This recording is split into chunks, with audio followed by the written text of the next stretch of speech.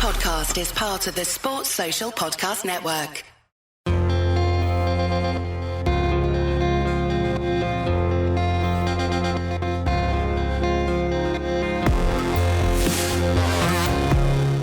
Hello and welcome to Humans of Speedway. I'm Ian Brannan, and in this episode, speaking to another rider marking a special occasion at the start of the 2022 season.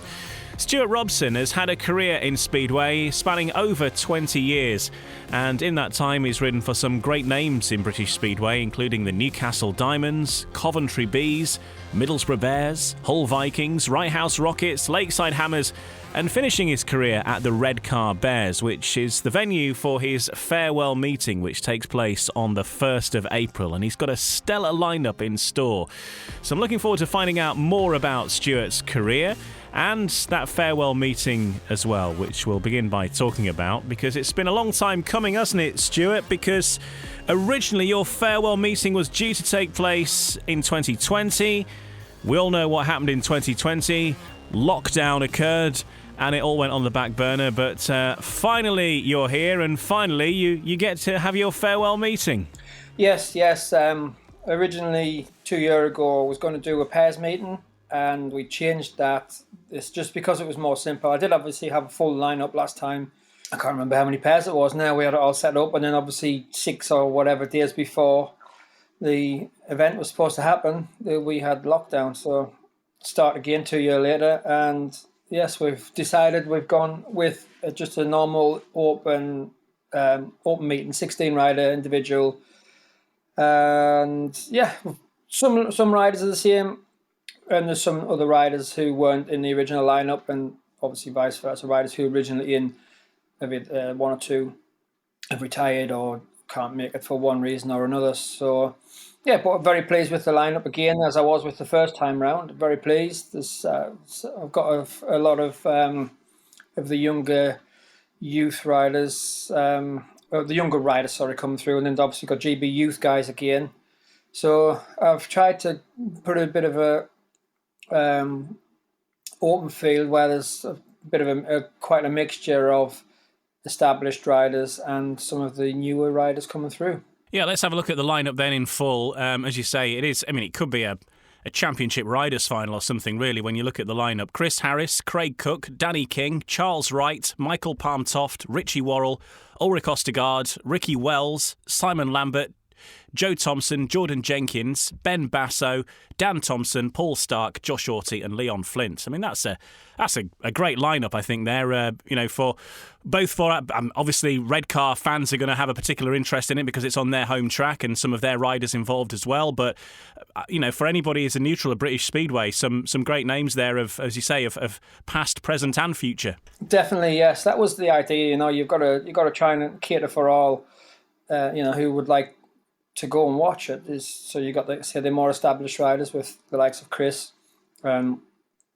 Richie Worrell's been around a few years now. I know he's sort of not that long in the sport, really, considering the level he's got to, and obviously a few of the other guys, and then gone with the younger lot as well. We've tried to trying to bring people in from around the clubs of the northeast and surrounding areas, really, because obviously I don't know how far people will travel. With it being on a Friday, I was ideally wanted a weekend track. I wanted a Saturday, not a weekend track, sorry. I wanted a Saturday day to have it, but I just couldn't do it. I'd have been running against Berwick, and the last thing I want to do is run against another club. So we went with the Friday, which is obviously Redcar's day anyway. So hopefully we'll get a few travelling fans. We've got some former Redcar riders as well as current Redcar riders. So obviously former Newcastle and current Newcastle. Same with Berwick. One or two ex-Workington. Scunthorpe, with Josh. And it's pretty good feel. I'm hoping that we can get a few travelling fans. There's going to be pretty good lineup. There should be some good racing. Redcar is without a doubt one of the best tracks in the country for racing on, and you've got Johnny Swales doing the track there now. And I haven't been in the last couple of seasons, so I don't really haven't seen what it's like, but I know how good Johnny is at doing tracks, and it should be a really good night. Well, I was at Redcar last weekend, and there was a practice session happening there, and the track looked absolutely perfect. It was the first time they've had bikes on it this year, but it looked brilliant. So I think, as you say, it's always a well-prepared surface, and no different this year. I think it was very, very wet a couple of weeks ago, but it's dried out really nicely over the last week or two, and we've got good weather. I'm in the northeast now, and the weather's sunny, and hopefully it stays that way over the next couple of weeks and everything will be perfect. Hopefully, yes. Like you said, it was wet. I spoke to Johnny Swales recently, and he said the track's been pretty wet, so they're hoping to get on it to get it dried out. And like you just said, they obviously did, and they had the practice. I think it was a press and practice day they had, because it's their first meeting next week, isn't it? A week today. They had, it was the launch of the British Speedway Network, the live stream service for the championship on Saturday, and then they had the Redcar press and practice on the Sunday. So there's been a few laps done on it now. Oh, definitely. So there would have been a lot there. So if it's held up to that after a long winter, then it's good. It's obviously looking very good. So yes, fingers crossed we'll have some good weather. Good weather on the day of the meeting, and it'll be good for everyone. Yeah, fingers crossed. That's the only bit that's out of your hands, really, and it's the same for all of these fixtures throughout the whole season. I suppose we're in the lap of the weather, but fingers crossed for this because it's a great lineup. Now the date then is the 1st of April, 7:30 the start time, and as you mentioned, it's individual meeting, straight 20 heats, a bit like a Grand Prix sort of feel to it, I guess. Then with 20 heats, semi-final and grand final as the format, and then you've got the Young Lions coming as well, which we spoke to Neil Vatcher on this podcast a few weeks ago, and he was saying how excited he is for the lads that are coming through, not just on the 500cc's, but the 250s and 125s as well. You know, things are pretty promising in British Speedway at that level, and it'd be great for people to see some of this talent coming through. Yeah, definitely. There's been quite a lot of progress made over the last, 10 or so years. They've been really up the game in bringing the youth through, and it's looking good. It's looking good for the future.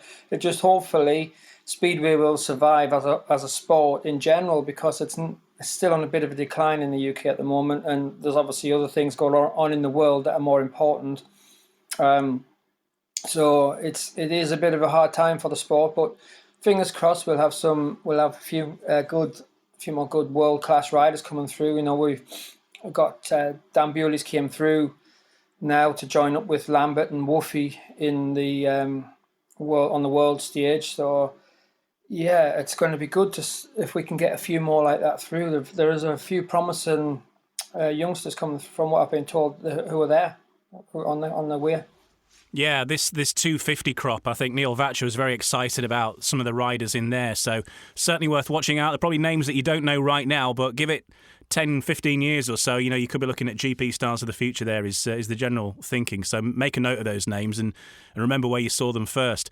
So people can just rock up on the gate then. You don't need to book tickets in advance. £18 adults, concessions £16, 11 to 16-year-olds £5, and under 11s go free. So that's pretty good value, I'd say, for 28's a semi-final and a grand final, and all the other entertainment besides. It's a great deal, I think. Yes, yeah, it was. I mean, it's pretty hard to try and sort out admission fees and things. So we kind of went along the lines of the Redcar ones. We've changed it ever so slightly. So we tried to keep it as close to theirs as possible. And obviously there's a lot of costs go with any meeting, and you've got to try and cover your costs. And yeah, rock up on the night, pay on the gate. There's no tickets pre-sold, so it's cash or card on the night on the gate. And yeah, hopefully we'll get a good crowd, so get there early and come and see a few of the guys in the pits and whatnot. Yeah, and it'd be great to get people that have followed you from around your career as well, wasn't it? And I know that you're talking about the North East clubs, and obviously you used to ride for Newcastle, and also Redcar, but notably as well, Hull in the past, which is not too far away really, and maybe if people fancy making the trip up from Coventry as well. Of course, you spent a long time there, and any old Bees fans fancy getting a sight of the meeting you've organised, I'm sure they'd love to come along and support you if they can. Yeah, it would be nice to see some of the old Coventry faces. You know, obviously the Speedway here isn't around anymore. Well, the stadium is still there, but it's just not functioning. And I haven't been to Speedway much over the last few years, and it would be good to see some old faces, because obviously I was there a long time, and you got to know a lot of people there. And what are you going to be doing on the night? Are you on the bike and doing some laps? What's the plan? To be honest, I don't actually know what I'm going to be doing right now. At the moment, I hadn't planned on doing any laps on a Speedway bike. I literally haven't set foot over a bike since I retired at the end of 2018 there. So if I do some laps, it will be my first time back on a bike. I don't really know. I haven't sort of organised anything. I hadn't really thought too much about it. I've been working so much lately. I don't really get a lot of time to do anything else other than work, and I'm working away at the moment. So when I get home, all I want to do is try and catch up on a few jobs I've not been able to do, and see the family and whatever else. I don't get a lot of time on organising the meetings or anything. I've been really lucky to have a couple of people who've been extremely good helping me with the organisation, like with Martin Coleman and Chrissy. That I wouldn't have been able to do it without them. I'd have still been back at the first stage of it all without them too. It's a big job, isn't it? I know that speaking to Josh Orty and Lewis Kerr as well recently have been putting their meetings on, and of course Paul Ackroyd with the Ben Fund as well, that it's a big old job, and there's all so much stuff that comes out of the woodwork that you probably didn't even take into account at the start. You probably think of the meeting and getting your riders and all that, but that's just the start of it, isn't it? It's a big job, the role of a promoter. It is. It's bigger than what you think. I mean, if you're doing a week in, week out, it probably becomes a bit easier. But just to run a one-off meeting like this, there's a lot to it, and there's more to it than what you realise. Because if you don't do it, you don't realise what it is to it. So when you start looking into it, you keep thinking, you keep realising there's more and more to it. And especially when you're trying to get each rider sponsored and each race sponsored and all the tyres, all the sponsorship things that go with it. It's not just a case of asking for it. You've got to then chase it up. You've got to put packages together for people. You've got to put packages together for riders. You've got to organise the catering. Also, I mean, luckily, again, the stadium have been extremely good with me. The promotion up at Redcar have been very good and very helpful with helping with all of the stadium side of things, which is, the things they do week in, week out. It's like the things like first aid, and they've organised the tyres for me. And I obviously will just cover the cost of them, but they've arranged for it all to be there. Stadium staff, track staff, bar staff, all that type of stuff. There's so much more to it than what you realise. Insurances and things like that as well. You've got to get that and cover things like. And then you've got referee. But I had Jim McGregor contacted me about the referee quite early on. He's pretty on the ball with that as well. He asked who I would like, and he organised that. So there's been a lot of people who have stepped up and helped me, some in small ways, some in big ways, and it all goes towards the big picture at the end of it, and everything helps. So I've been extremely lucky with that side of things. But yes, there's an awful lot of more than what you realise. And there's ways that fans can get involved, even if they aren't attending. I know you're auctioning some stuff off as well, aren't you? Like the race jackets, I think, or things like that, that people can get to keep. And I know some of them are already sold, I believe, but that's another way that fans can get involved, either if they are attending or even if they're not. Yeah, exactly. That's it. We've with the sponsorship packages, we did it with rider sponsorship, where that person who sponsored the rider will get the race jacket, but normally you will auction race jackets off and things afterwards. So what we did is we're having a couple of sets done. So the person who sponsored that particular rider will still get it, and it'll be autographed, and it'll be theirs to keep. And then we'll do the same again, but we'll do it so we'll have to get them so they're both worn on the night. And then there's a couple sold, which is really good. I mean, I think they only put this out yesterday. Martin did on the social media, and one or two have sold already, which has been extremely good, and there's been quite a bit of a response on it. So really pleased with that. It's excellent. No, that is excellent, and it's good stuff for people to own as well. You know, a little bit of a memento. It's especially race worn stuff. Can be hard to find the genuine article as well. And I think, you know, for people who are collectors of any Speedway memorabilia, then it's always good to have that kind of thing, especially if you know who's worn it as well. Because sometimes you get these race bibs that are on eBay and it says a number 7 on the back of it, and you've got no idea who it belonged to 20 years ago. Whereas at least you know who's worn that particular one. You know. That's right, yes. I mean, you normally, quite often on team race jackets, you'll have your name on the back so you can see it. A lot of the time it's not as well, though.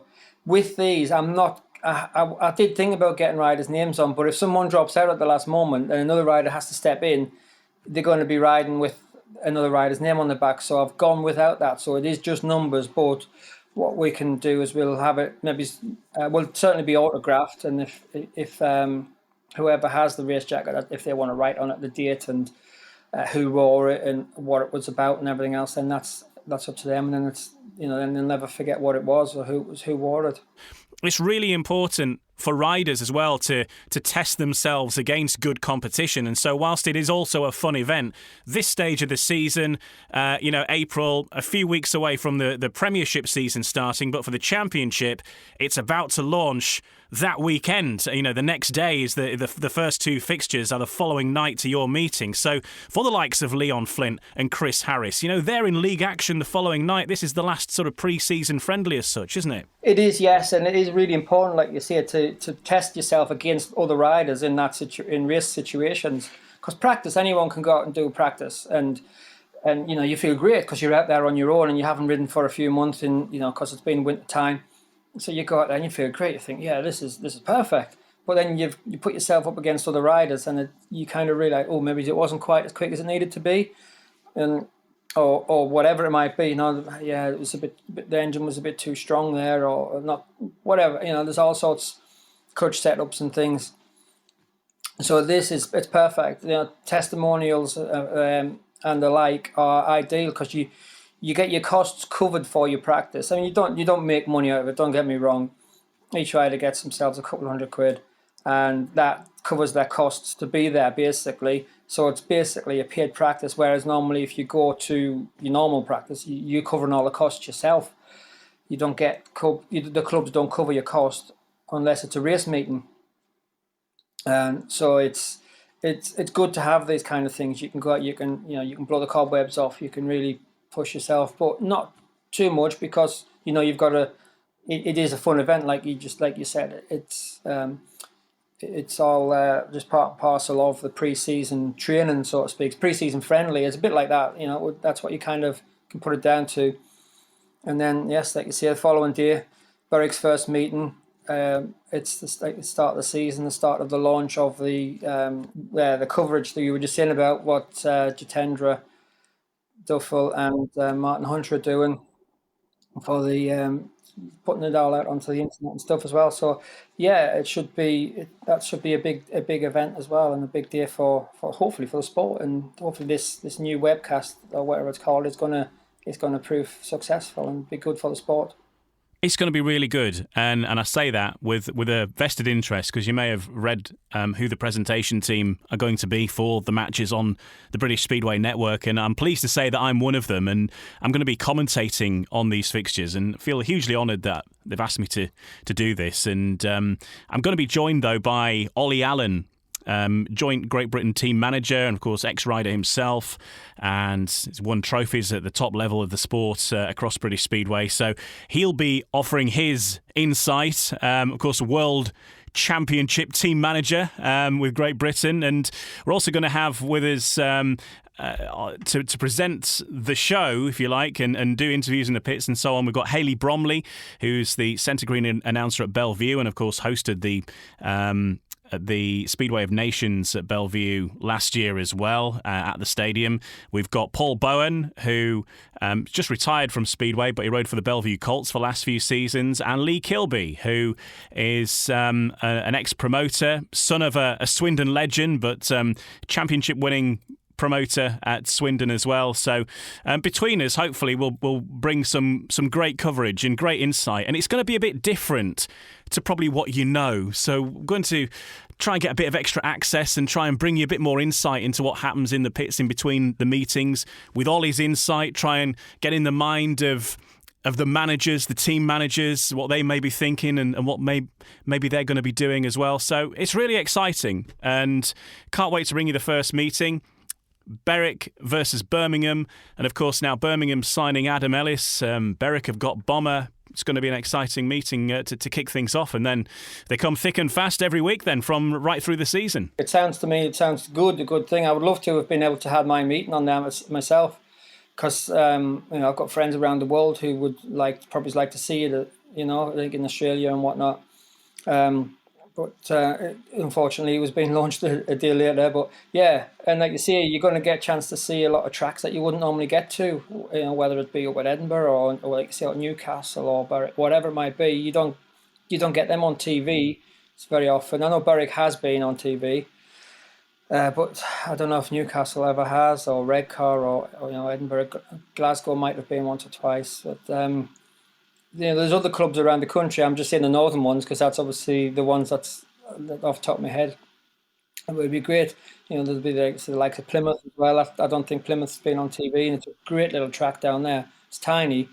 But I loved it when I rode there. The few meetings I rode there, it was brilliant. The championship level of racing has really upped its game over the last probably 10 or 15 years, maybe more. I don't know. It's got stronger and stronger. And because you can ride in two leagues in this country now, it's really helped. It's helped bring the championship up closer to the Premiership level. I think it was a good move, and what makes it more difficult now though is the jump from National League up to Premiership is now a really large jump. The standard is although the National League is getting better and better all the time as well. It is quite a large jump from one to the next because you've got riders who have been in GPs in the championship, and all of a sudden you go from riding National League and you're lining up next to a former GP rider or a British, former British champions and all that kind of thing. And you think, oh yeah, okay, this is a bit different, but that's the sort of only probably the hardest step to make now. Once you get into the championship, you get established. I think it's probably a bit easier to step up into the Premiership from there. Yeah, it's been mentioned before about this big gap between the two, the youth leagues, and then you say you eventually work your way up to the National League, and then you go from being maybe a heat leader there to, as you say, lining up against, like last year, for example, Hans Andersen or Chris Harris or Scott Nichols, and that's largely the case this year as well, with the exception of Hans. Exactly, these really seasoned pros, then it's like, well, how are you supposed to have that level of education overnight? It is a bit of a thing, but at the same time, I suppose, you find out what's required, and maybe it does drive you on, and you learn by being chucked in at the deep end, maybe. Yeah, you do. That's how you learn. You race to the level of the rider you race against. That's how I look at it. And if you race at top level against top level riders, you will up your game to that level. Or if you're in the mid level, you will probably, unless you're exceptional, you'll probably stay at the mid level unless you go up another level. And that's the way I look at it. That's how it seems to work. But you've got to start somewhere as well. That's the other thing. You learn from mistakes. You learn from other riders. And going up against these guys or being teammates with them, all that sort of thing, you ask questions, you watch, you listen, you learn that way, and that's what it's all about. We've all done it. We've all been in the same boat. The likes of Scott Nichols, he was once that person who was just coming into the league for the first time, and he was looking up at the other riders, thinking, "Wow, I've got Tony Ricardo next to me," or whoever it might have been, and he. You've just got to try not to let it faze you, try not to let it think about it, and just go out and do what you do. And if you can have that approach and not worry about others, that is a big help as well. Stuart Robson, my guest in this episode of Humans of Speedway. He's getting ready to celebrate his farewell meeting, which is going to be happening on the 1st of April. But coming next, we'll find out about Stuart's early days. It's a fairly easy answer to the question as to how he got involved in Speedway, having his dad and brother already involved in the sport. But we'll find out more about Stuart's story next on Humans of Speedway.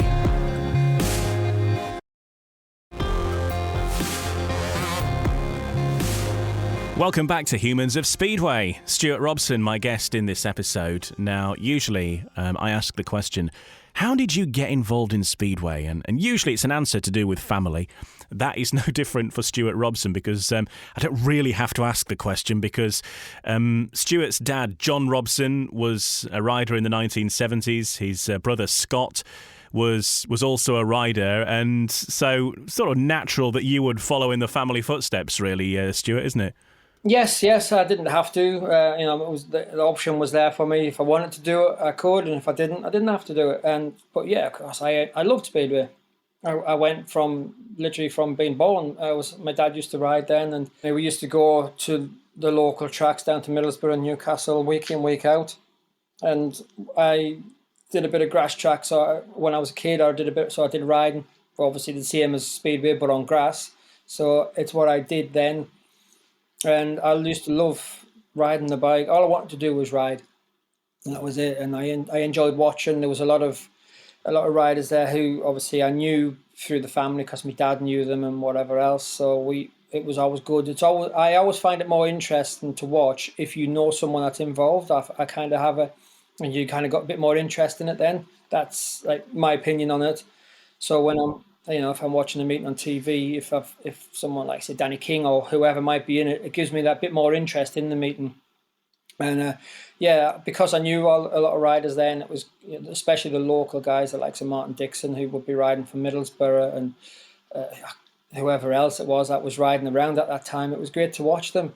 But when you're a kid, it's all just an adventure, isn't it? You go and run around the stadium, you're watching a bit of racing, you're playing in the dirt. It was like heaven. It was perfect. And your dad is John Robson, so people might remember him from the 70s, I think, when he was racing, wasn't it, mostly? But and you grew up in Sunderland. Now I'm doing this interview from Sunderland, and you're now in Coventry, aren't you? Because I thought, you might be local. We could maybe sort of meet up or something. But you are now down in the Midlands. But whereabouts in Sunderland are you from? Which bit? I'm from Southwick. I stayed up there till 1998 is when I moved. From Southwick, right next to where all the shipyards are and whatnot. But yeah, it would have actually been a lot better if we would have done this face to face. It would have. I think it could have come across a bit better, not come across. It would have been more interesting to do and just easier for me because I'm not very good with computers, and I didn't know how to get this set up, as you know. You managed, though. You managed. But no, Southwick, that's like proper Sunderland, right in the heart of Sunderland. For those that don't know, as you say, right by the shipyards and all that, not far from the city centre. And so you mentioned there that you were involved as a youngster, got involved doing grass track, which is a real traditional way of getting into Speedway, as far as I think. British Speedway riders some of the great Speedway riders have come from the grass track scene, and we don't see it quite so much now. It's not as big as it used to be, and maybe more come from motocross, but a great place to learn your craft. But when riders switch over to the shale, they often find that it's like a billiard table compared to what they've been riding on the grass. Did you find that and think, actually, this is a bit more comfortable? Well, I was probably a bit too young to have that feeling, because I sort of packed up grass track when I was around 8-year-old. So I didn't start Speedway until I was 14 properly. So I had the motocross in the meantime, funnily enough, as well. But I think a lot of riders must notice that. Like you said, there is a lot of good riders who have past and present who have come from grass track. Back in my day, there was like Joe Screen, Gary Havelock, Gary Stead, Mark Laram, Carl Stoneward, Sean Wilson, loads of others. There's been so many. They all moved from grass to Speedway and were obviously extremely successful. And there's a few of the riders, like Chris Harris has been a grass track rider. Scott Nichols was a grass track rider at one point. James Wright. He does. I think he still does a bit of grass, and I'm not sure who else. There will be some others, but I can't think off the top of my head who else does it. But yes, it's got to be. I mean, the grass tracks can be so rough. But you do have rear suspension on the bikes though, and the front forks work a bit better than the Speedway ones, so they do have that little bit more give. But still, it's I think they have a larger back wheel, which I think they get more drive from. So I think Speedway is quite a breeze from what I can gather compared to grass track. Yeah, I think a lot of people found that, and I think it was Gary Havelock I spoke to, and he was like, "Oh, what have I been doing, wasting all my life on grass until now? Once he was on there, I'm never looking back. This is me. It's like far easier." But you made your British racing debut with Newcastle, and obviously that's very local to Sunderland. Sunderland, of course, did used to have its own team once upon a time, but you were probably missed out on that era. But Newcastle Diamonds, your first experience of proper league racing. It was, yes, back in 1993. Gary Havelock's dad was in charge, Brian, actually, funnily enough, and we knew Brian from grass track days. I think Brian might have rode actually at one point, and yeah, we got in the teams. My brother joined the team from Berwick that year as well, and I turned 16 in November and started my first league race in the March, probably, as it would have been back then. And yeah, all I'd done was practice after the meetings and have open practice days at the local clubs, really. So it was quite an eye-opener for me getting to the tapes, and then all of a sudden I've got 3 professional riders next to me who most of them had been riding for a while, like we said before, and you think, wow, this is a bit different. So it was extremely difficult, but Newcastle stuck with me. I got there and I started scoring some points towards the end of the year. It took me a long time to do it, but better late than never, so to speak. So yes, it was definitely an eye-opener that season for me. My brother was doing quite well. I think he was all right. I mean, that was one of the things that I was quite fortunate. I didn't have to make all the mistakes he made before I started riding. We obviously learned a lot. My dad was always a big backer of ours, and he would always help us. And they made you learn as you go along all the time. So I didn't have to go through all of the learning curve they went through. So I had a bit of a head start on him in that respect. But yeah, it was back then. It was just fun. Like I said before, I just wanted to ride my bike every day if I could, and we did what we could, and we got through eventually. We did all right. It turned out good in the end. Can you remember who you lined up against in your first heat? Is it sort of etched on your mind, that very first? Because it must have been a different level of adrenaline, I suppose, when you're coming down to the tapes for real, and the crowd there, and this is like a proper meeting. It's not a practice. Do you know what? I actually have no idea. I would guess, hazard a guess, it was probably the meeting against Middlesborugh, or because they were obviously 2 local teams. But it could well have been against a Berwick team. Again, not too far away. But I don't know. I know that people like Stuart Swales were riding in the Middlesbrough team at the time. What number he was at, I don't know. But so he could have been someone who was next to me on the start line. I can't even remember who my teammate would have been at the moment. It might have been Stu Parnaby. Because I think he was in the Newcastle team in the first season. I don't actually know now. That's a good question, that, actually. I'm sure someone out there would know, and it would probably be... I'd have to go back to Newcastle fixtures and results from 1993. So, yes, might have to have a look at that. Might be a bit earlier than... It might be predating Speedway updates there, I think. But, we could... I'm sure somebody somebody somewhere knows. Someone will have a programme filled out, I'm sure. Yeah, somebody will have the programme for sure. So you had a couple of seasons with Newcastle, and then things sort of moved on a little notch, didn't they, with your career then? Because the great name of Coventry Bees came into your life for the first time, and you had a couple of spells there. But, that's a different level of speedway. Newcastle's a great name, don't get me wrong, and one of the iconic names. Ivan Major used to ride for him, and all the rest. But the Coventry Bees at that time, in the top league and all the rest of it, that's a different kettle of fish there. You must feel like you're achieving something to have had that call. Absolutely. I'd done 2 seasons with Newcastle. Not been the most successful. It'd been all right. My second season was better than my first season. And then, yes, I get a call in the winter from Coventry. Would you like to come and ride down here? And like, wow. Because obviously, Coventry at the time had Hans Nielsen riding for them. He was just retiring at the end of that season, and he didn't. My first season with Coventry in 1995, he wasn't there, but he did have a farewell meeting, I think. So yes, it was quite a step up as much as anything else. And yeah, it was getting there was part.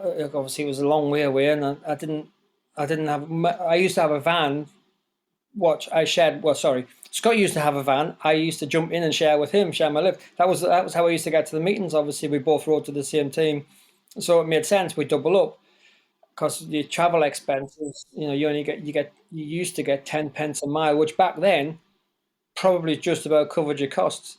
Obviously, now it wouldn't go anywhere, but it would try and help towards costs. We're not a wealthy family, and we never have been. So we literally had scraped together what we could get, and then riding that Coventry, I had to get my own transport. So my dad helped me out there, and he found an old Sierra estate.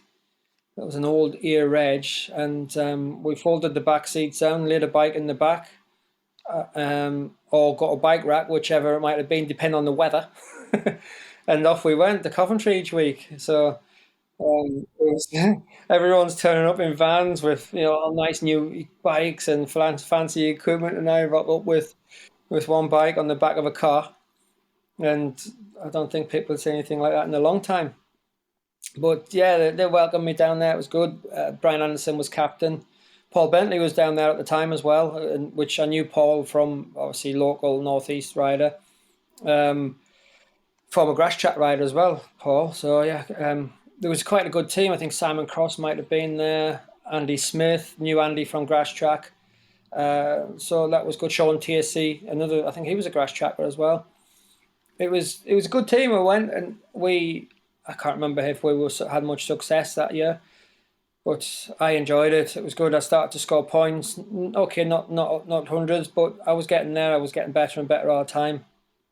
And then I got asked back again the following year, which was always good. So you've done something right. But then after a few months, I crashed at Exeter, broke my collarbone, and then I got sort of let go from there. And back up in the northeast, joined Middlesborugh. And that was Middlesbrough, the old track that just next to the A19, where it's the college or something there now, isn't it? But again, a track that brings us so many memories, and the Middlesbrough team of that era is still fondly remembered, isn't it? As you were saying, people like Martin Dixon and so on, great names of the time. Absolutely, yes. We were trying to get in the original meeting that we had Steve Wilcock coming to do some laps.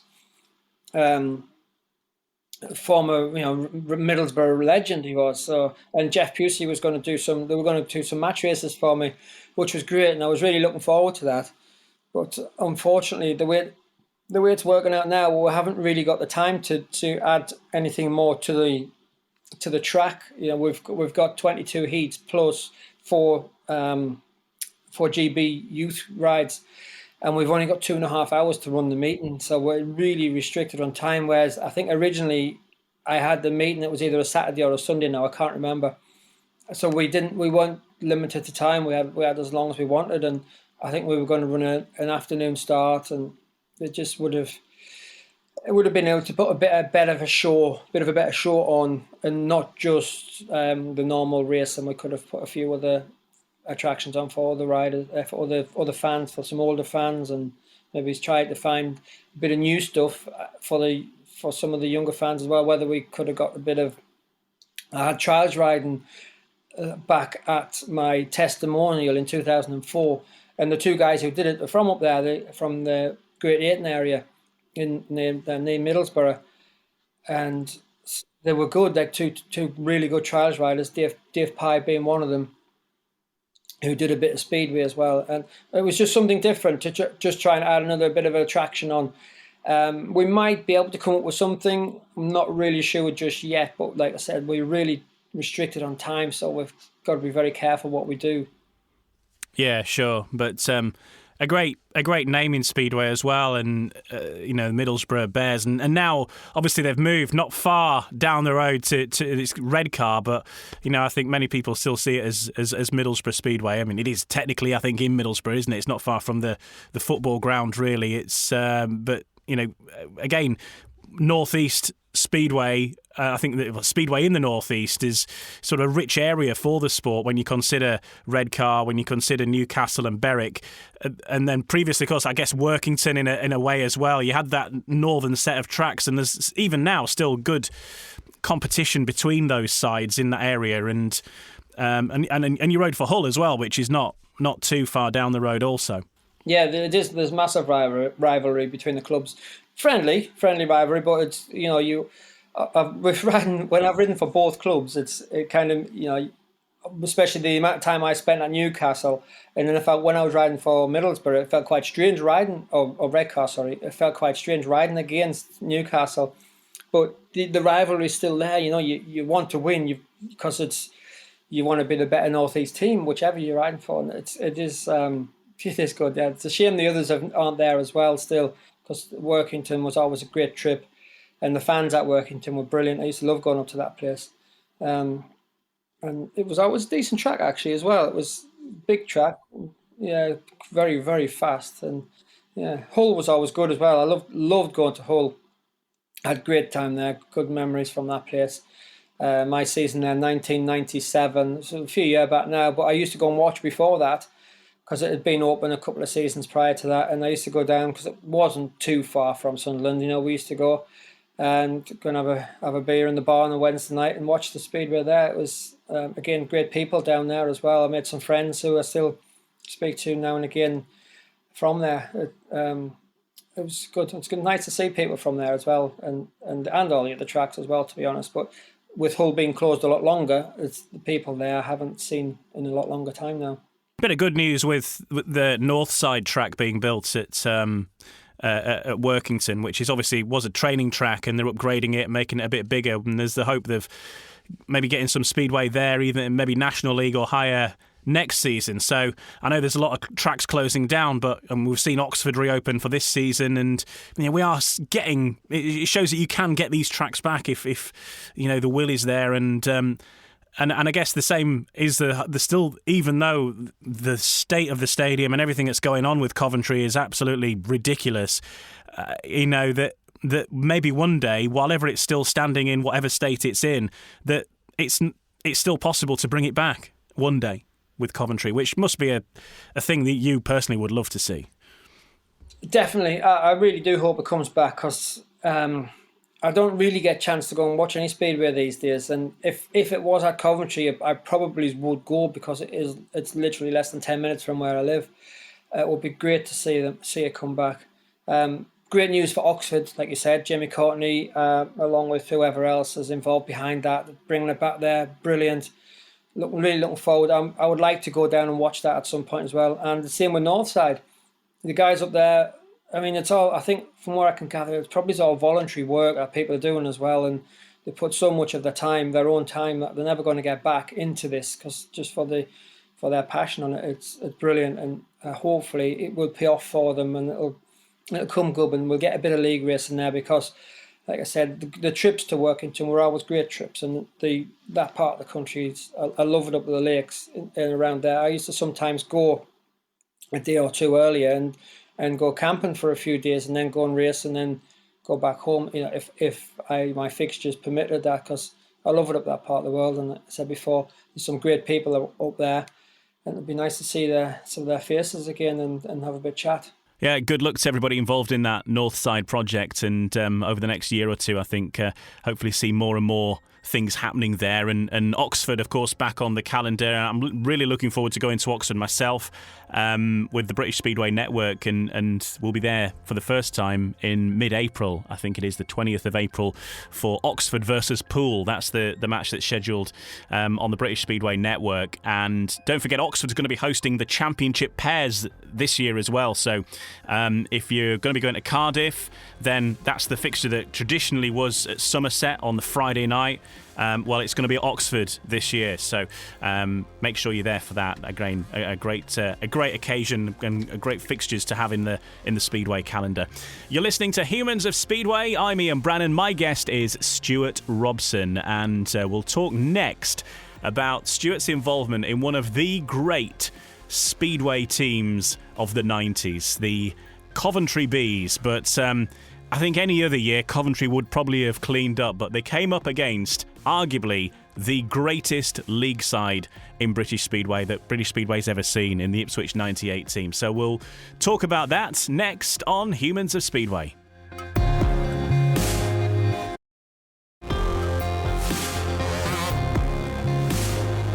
You're listening to Humans of Speedway. I'm Ian Brannan. My guest in this episode is Stuart Robson, who, at the time of recording this, is getting ready for his farewell meeting, which takes place at Redcar Speedway on the 1st of April.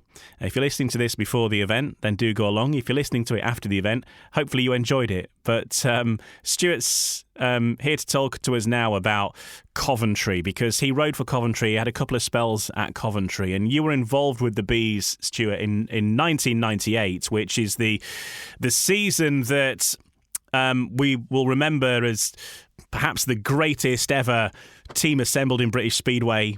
Really demolished everyone in Ipswich, but the side that got the closest to holding a candle to them were the Coventry Bees, who were particularly also fairly well blessed with talent as well. And you were there to sort of run them close and kept them honest, didn't you? We were. I think we were probably the team that was closer to them that year. We had a great team at Coventry, and obviously we didn't quite match Ipswich's team, which was probably one of the strongest British Speedway teams ever put together. It was very, very good team what they had. I think they had 3 GP riders at one point, didn't they? With certainly 3 world class riders, and then the people like Scott Nichols there behind them. You know, he was again himself a top British rider then. But the Coventry team was a close match to them, not quite there, but it was close. With, I think, did we have Brian Anderson there? I can't remember, was Billy Hamill there that year, and Greg Hancock. Sean Tacey, and in one of the matches, Billy Hamill was in the side, but he was out, and you managed to organise guests for the meeting. I think this was the Knockout Cup meeting against Ipswich, and you managed to get Mark Loringham and Jason Crump as guests. It's not bad. No, it's not at all, is it? No, I mean, you think of what they did between them, two extremely strong riders there. So, yeah, that's the level of that year. It was fantastic. It was great fun, and to be part of it was brilliant, because I think I probably stayed at reserve all year, but with the team that we had, it was extremely difficult to get up into the top 5. But as long as I was part of it, that was good enough for me, and I loved it. On a related note, I interviewed Chris Louis a little while ago, and in his episode he was talking about how there was I think the final match was it Kings Lynn? Was it Kings Lynn? Or it might have been Reading. I don't know. But anyway, Shane Parker, of course, who's ridden for both Ipswich and Kings Lynn, hid a fish inside the championship trophy, the league championship trophy.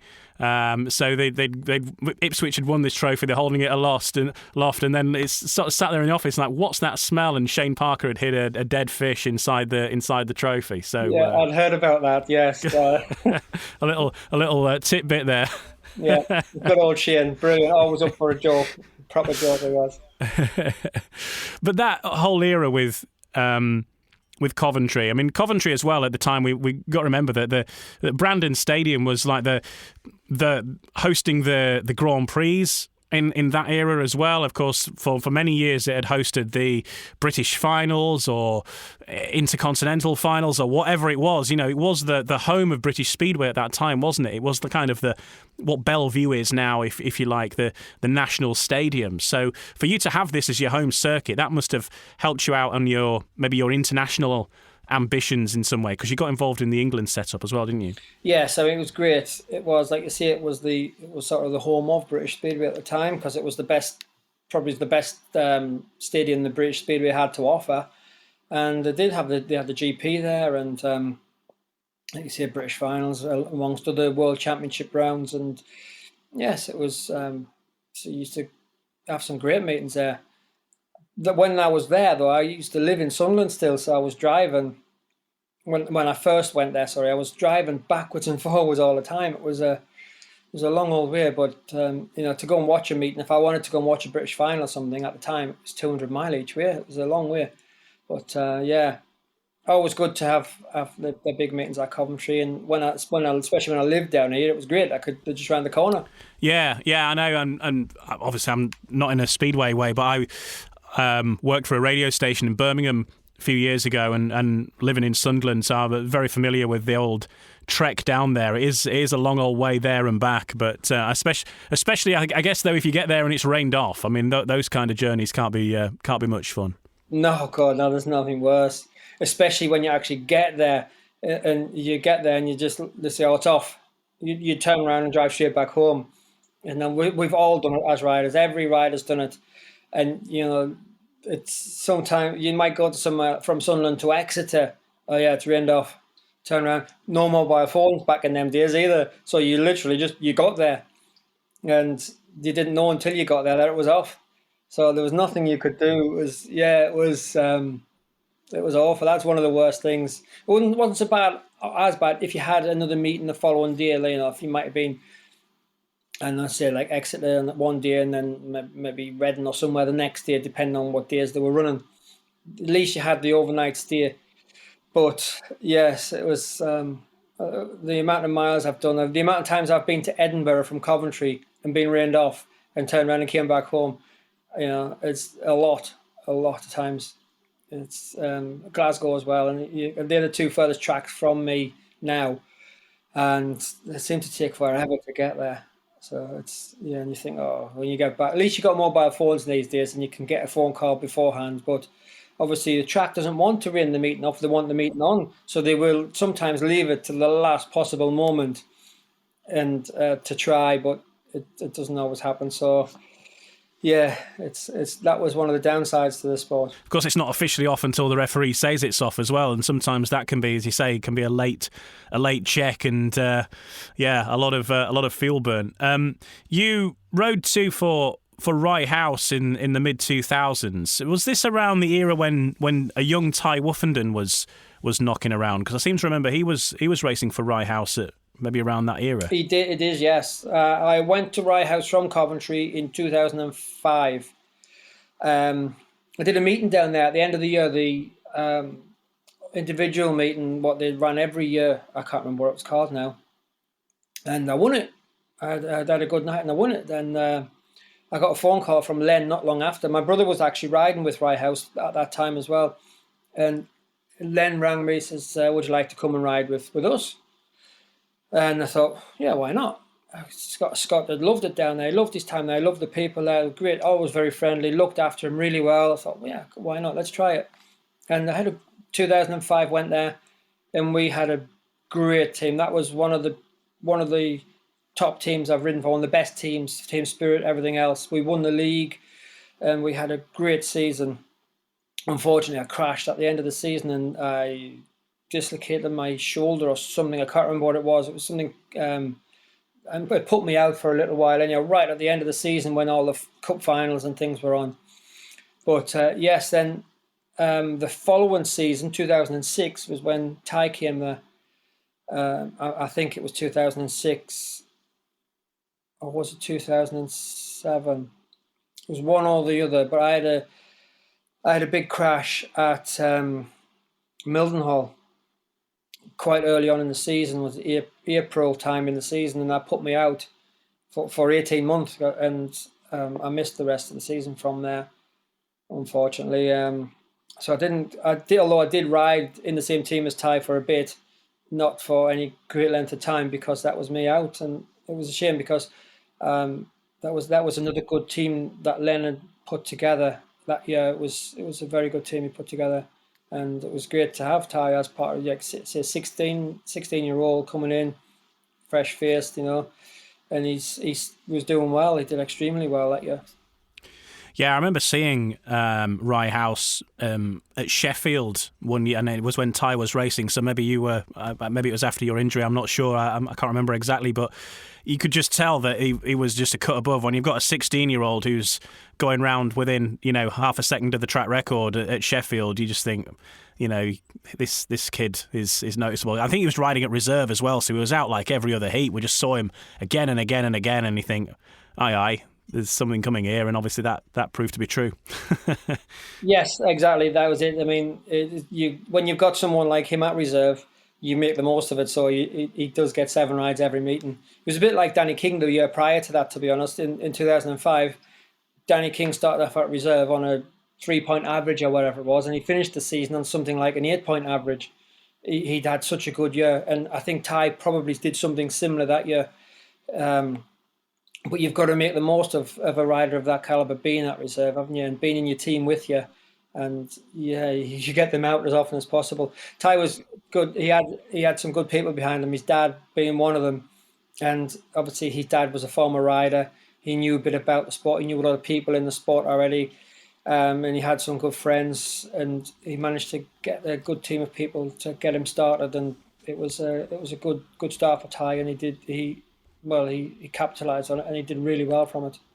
And if you'd like to find out more about Ty Woofenden's early days, in the early days of this podcast series, a couple of years ago now, the 3rd episode, we spoke with Neil Machin, of course, legendary promoter at Sheffield, but also Ty Woofenden's godfather. And he talks about the early days with Ty. And considering that relationship, you might expect Ty to have been a prolific Sheffield rider. And he explains why that never was the case, although Ty Woofenden did once ride for Sheffield. Did you know that? It's a great pub quiz question, but find out the story in that 3rd episode with Neil Machin. My thanks to Stuart Robson for joining us in this episode. Now, this episode slightly curtailed because we had some technical problems with the final part of our chat where we talk about the Dream Speedway meeting. So what I can tell you what Stuart Robson's answers were. So in all of our episodes, we ask these same questions. So if Stuart was having his dream meeting, where would he hold it? And the track he chose was Redcar, which is handy because that's where he's holding his farewell meeting on the 1st of April. And I said, if you're going to put that track in any stadium, where would you put it? And he said, Cardiff, the Principality Stadium. And did you know that the Redcar track is almost exactly the same size and dimensions as the Cardiff track? The difference being Redcar's got a bit more banking in it. And so we're talking about that, and Stuart spoke about how he was involved in a trial run Grand Prix at Cardiff. Now this was like a Grand Prix that nobody saw. So incredible. And he rode in this Grand Prix meeting where they were testing things out, testing the track out and all that kind of stuff. And he rode in a Grand Prix at the Principality Stadium in Cardiff, and nobody saw it, along with a lot of other riders from British Speedway at the time as well. So we asked him who would be in his dream team, and here's Stuart Robson's dream team: Hans Nielsen, Eric Gunderson, Martin Dixon, Mark Loram, Gary Havelock, Chris Harris and Craig Cook he chose. Craig Ackroyd would be the referee, which is handy because Craig Ackroyd will be the referee at Stuart Robson's farewell meeting in Redcar.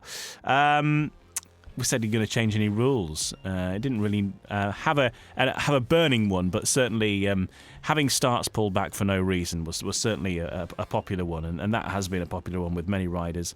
And a team to be the opposition for his dream team. This is an actual team that has existed at some point, and it's a toss-up actually. So you can choose Ipswich 98, or Kings Lynn 2005.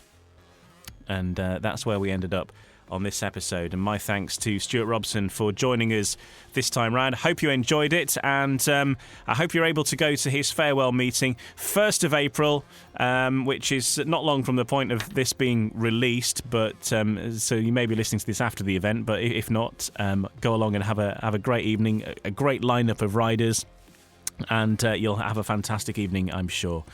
And don't forget to listen to our previous episodes on Humans of Speedway as well. We've got lots for you to go at, not least the most recent episodes that we've put out in this series. The most recent episode was with Katie Gordon, which coincided with International Women's Day, but she's going to be racing for the Redcar Cubs and is hoping to, at some point, break through into either a National League side or a Championship side at some point soon. We also spoke recently with Neil Vatcher, the Great Britain Under-21 manager, and also coordinator at the SCB as well, so he's ultimately in charge of all the referees. We spoke with Josh Orty, Paul Ackroyd recently as well. Now the Ben Fund Bonanza is coming up very, very soon as well, so find out more about the Ben Fund. We spoke with Lewis Kerr, Tom Brennan, Adam Ellis, Jordan Jenkins, all recent episodes on the series of Humans of Speedway. Thanks very much for joining us. We'll be back with another one very soon, and well, enjoy your Speedway. At the time of releasing this, things are starting to happen, and hey, 2022 is going to be a busy year, but take us with you when you're heading to your matches for a little bit of entertainment on the way, eh? Thanks for listening. We'll join you on the next episode of Humans of Speedway.